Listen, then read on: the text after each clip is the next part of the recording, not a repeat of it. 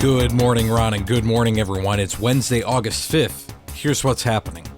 The Michigan Democratic Senate primary is still too early to call. At this hour, progressive Abdul El Sayed holds a slight lead over Congresswoman Haley Stevens, with about 95% of precincts reporting. Also last night in Michigan, Congressman John James will be the Republican gubernatorial nominee, and Secretary of State Jocelyn Benson will be the Democratic nominee.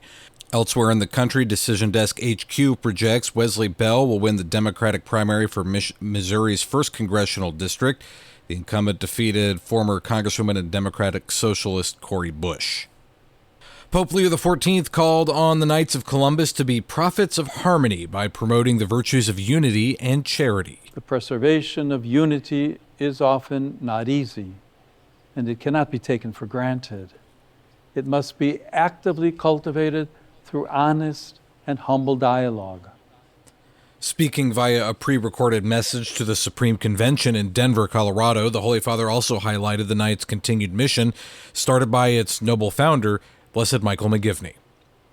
The uncontained wildfires burning in Spokane, Washington have burned over 10,000 acres. The fires have also forced nearly 65,000 people to evacuate and destroyed some 700 buildings, most of them homes. No deaths have been reported yet. A 37-year-old man was arrested on suspicion of first-degree arson for allegedly starting one of the 3 fires. He's being held on a $1 million bond. The Supreme Court is being asked by more than 20 Democratic-led states to block the Trump administration's new limits on mail-in ballots.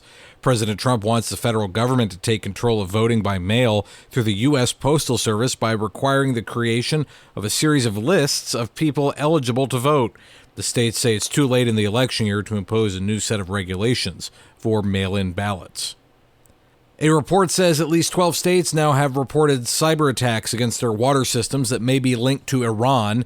ABC News says officials in Michigan, one of the newer states to report the attacks, are monitoring the situation and coordinating with federal partners. There have been no reports of any disruptions to water supplies or wastewater treatment so far. Minnesota was the first state to report the attacks last week.